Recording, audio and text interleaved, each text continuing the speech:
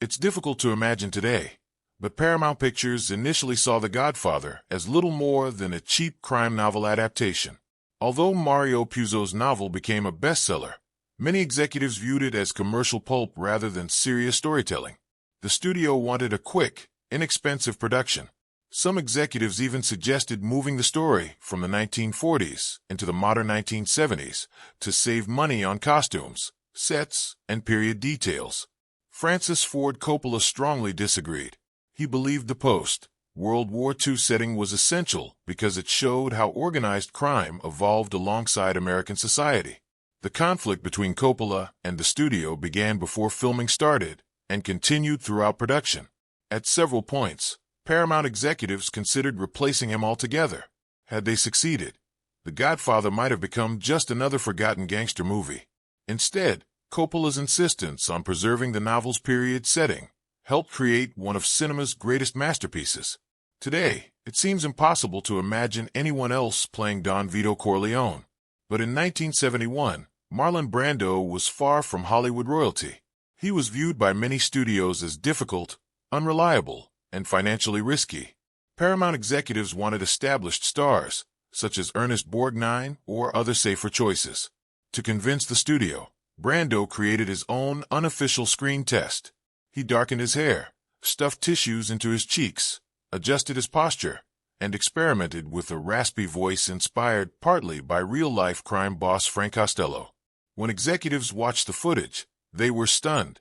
The actor they considered washed up had transformed completely. Brando eventually won the role, but only after agreeing to strict conditions imposed by the studio. The gamble paid off. His performance earned widespread acclaim and remains one of the most celebrated acting achievements in film history. Before The Godfather, Al Pacino was largely known for stage work and a small role in The Panic in Needle Park. Studio executives wanted a recognizable movie star. Names like Jack Nicholson, Robert Redford, Ryan O'Neal, and Warren Beatty were frequently discussed. Pacino didn't fit the traditional Hollywood leading man image. He was shorter, quieter, and relatively unknown. As filming began, executives grew concerned. Michael Corleone appears restrained during the early sections of the film, and many studio executives failed to see where the character arc was heading. Coppola remained convinced Pacino was perfect. The turning point came during the restaurant assassination scene involving Sollozzo and police Captain McCluskey. Pacino's performance demonstrated the transformation of Michael from reluctant outsider to ruthless future leader. After seeing the footage, many of the doubts disappeared. Had Coppola lost that battle, one of cinema's most iconic performances might never have happened. One of the most memorable images in movie history shows Don Corleone calmly stroking a cat while discussing justice and revenge. Surprisingly, the cat wasn't in the script. According to production accounts, Coppola found a stray cat wandering around the Paramount lot and handed it to Brando shortly before filming. Brando immediately incorporated the animal into his performance. The contrast was perfect. Here sat one of the most feared men in America, speaking softly while gently petting a purring cat. The unexpected detail added depth and complexity to Don Corleone. Ironically, the cat created technical problems. Its loud purring interfered with dialogue recording, forcing portions of Brando's audio to be re-recorded later. Even so, the cat became one of the film's most famous accidental additions. Luca Brasi is introduced as a terrifying enforcer feared by everyone around him. Yet in the wedding sequence, he appears awkward and nervous while rehearsing his speech to Don Corleone. The reason is surprisingly simple. Actor Lenny Montana was genuinely intimidated by Marlon Brando. Before becoming an actor, Montana had worked as a professional wrestler and had connections to individuals associated with organized crime. Despite his intimidating appearance, he was overwhelmed by the opportunity to perform opposite Brando. During rehearsals, Montana repeatedly stumbled over his lines. Instead of removing the mistakes, Coppola embraced them. He added scenes showing Luca practicing his speech beforehand. The result created one of the film's most memorable character moments. Rather than appearing weak, Luca's nervousness demonstrated just how much respect he had for Don Corleone. Many viewers are surprised to discover that the word Mafia is never spoken in the film. This omission was not accidental. Before production began, The Italian-American Civil Rights League, led by Joe Colombo, protested what it viewed as negative stereotypes of Italian Americans. Tensions between the production and community organizations increased rapidly. Eventually, discussions led to an agreement in which terms such as Mafia and Cosa Nostra were removed from the script. Ironically, many historians believe this improved the film. The characters communicate through implication, coded language, and family relationships. As a result, the criminal world feels more authentic and mysterious. The audience understands exactly what's happening without the need for explicit labels. One of the most famous visual motifs in cinema involves oranges. Throughout the film, oranges repeatedly appear before moments of danger or death. For example, Don Corleone buys oranges shortly before being shot. Oranges appear during meetings involving major betrayals. Vito Corleone plays with an orange peel moments before his death in the garden. What's fascinating is that the symbolism wasn't originally planned. Production designer Dean Tavoularis used oranges primarily because their bright color stood out against the film's dark visual palette. Only later did the filmmakers notice the recurring pattern. Afterward, Coppola deliberately continued the tradition in later Godfather films. Today, many fans immediately become suspicious whenever oranges appear on screen. The opening wedding sequence remains one of the most authentic celebrations ever filmed. That's because Coppola wanted it to feel like a genuine Italian-American wedding rather than a typical Hollywood production. Many extras came from real Italian-American communities. The food, music, dancing, and atmosphere reflected traditions familiar to countless immigrant families. Coppola even included members of his own family. His sister, Talia Shire, played Connie Corleone. Various relatives appeared throughout the sequence. The authenticity established an emotional connection with the audience. When violence eventually enters the story, viewers feel as though they know the family personally. That emotional investment became one of the film's greatest strengths. For decades, audiences have debated whether Johnny Fontane was based on legendary singer Frank Sinatra. The similarities were difficult to ignore. Both were singers. Both experienced career setbacks. Both enjoyed remarkable comebacks. Mario Puzo consistently denied that Fontane was a direct portrayal of Sinatra. Instead, he described the character as a combination of various entertainers and Hollywood stories. Nevertheless, Sinatra reportedly disliked the comparison. The rumors became part of the film's mythology and remain a popular topic among fans and historians today. Whether intentional or not, the speculation added another layer of intrigue to an already fascinating story. Cinematographer Gordon Willis revolutionized Hollywood filmmaking with The Godfather. At a time when studios preferred brightly lit productions, Willis embraced darkness. He frequently lit actors from above, leaving their eyes partially hidden in shadow. Executives hated it.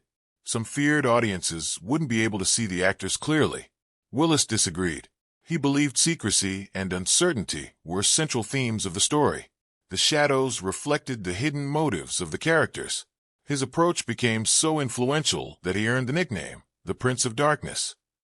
Today, the visual style of The Godfather remains one of the most imitated looks in film history. When audiences first witnessed Sonny Corleone's toll booth assassination, many were shocked. Movie violence in the early 1970s rarely appeared so brutal. James Caan's character is struck by a relentless barrage of bullets in a sequence that feels chaotic and terrifying. To create the effect, technicians attached multiple blood squibs beneath Caan's clothing. The timing had to be perfect. Every explosion needed to match the gunfire precisely. The scene required extensive planning and represented one of the most ambitious practical effects sequences of its era. The result was unforgettable. Many film historians view Sonny's death as an important step toward the more realistic violence that became common in later decades. Perhaps no scene from The Godfather is more shocking than producer Jack Woltz waking up beside a severed horse head. The production initially prepared a fake prop. However, Coppola believed it looked unconvincing. The crew ultimately obtained a real horse head from a horse that had already been euthanized for unrelated reasons. No animal was killed specifically for the film.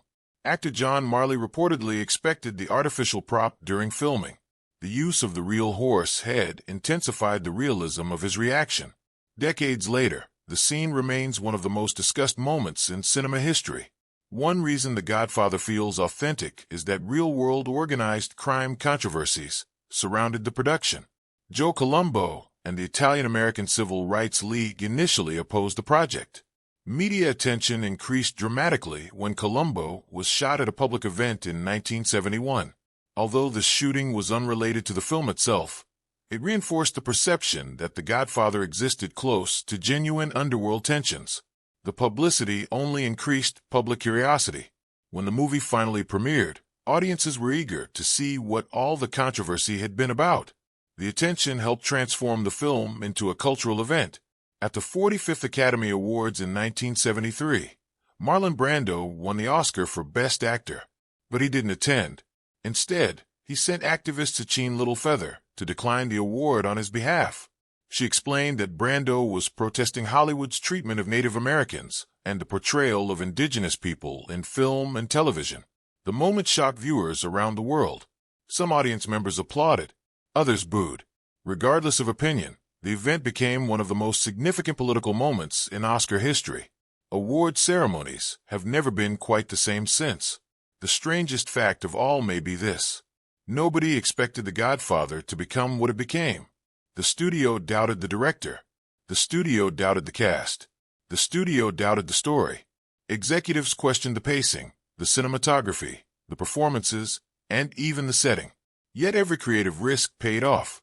Upon release, The Godfather became a massive commercial success and won multiple Academy Awards, including Best Picture. More importantly, it transformed the industry. It proved that sophisticated adult dramas could achieve enormous box office success. It launched careers. It influenced generations of filmmakers. And it established standards that crime films are still measured against today. More than 50 years later, audiences continue to quote its dialogue, study its performances, and analyze its themes. Very few films become classics. Even fewer become legends.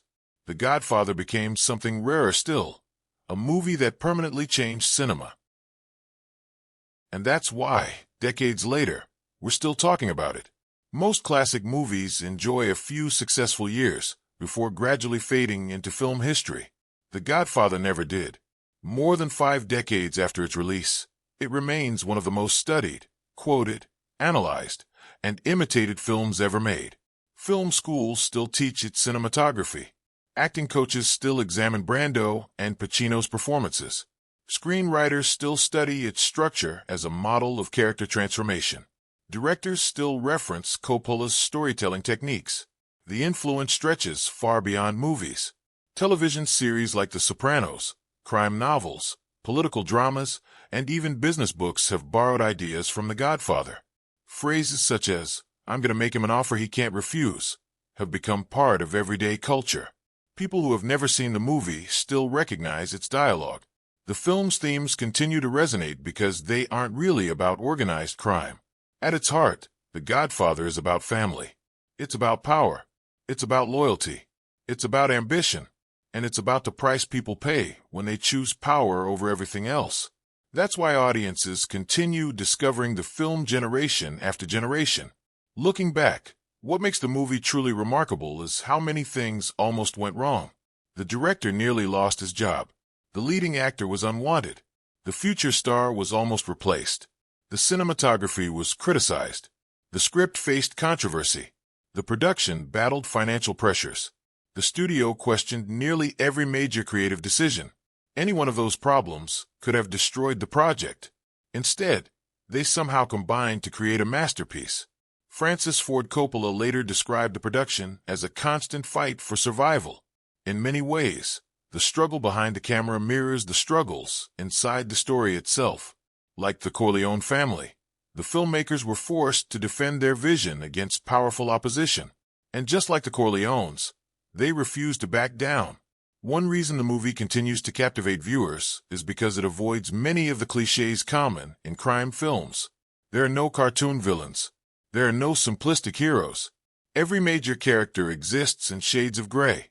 Michael Corleone begins as arguably the most moral member of the family.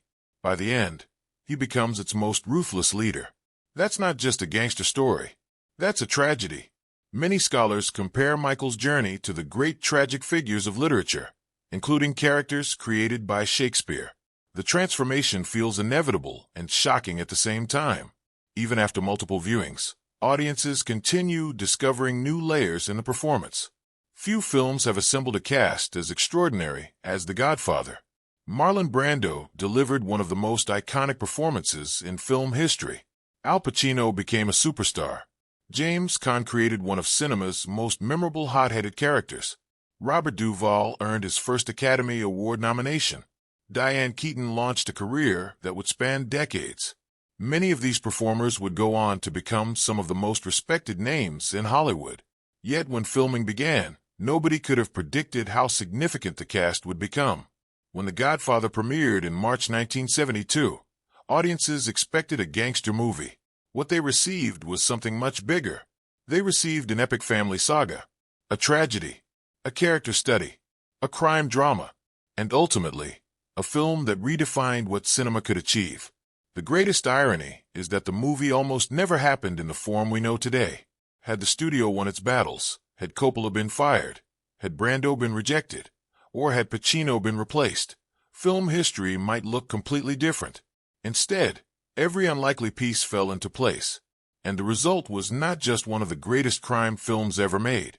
It became one of the greatest films ever made, period. More than 50 years later, filmmakers still chase its magic. Audiences still quote its lines. Critics still rank it among the finest achievements in cinematic history. And perhaps that's the weirdest fact of all. Thanks for watching. If you enjoyed this video, be sure to like, subscribe, and turn on notifications. And let us know in the comments,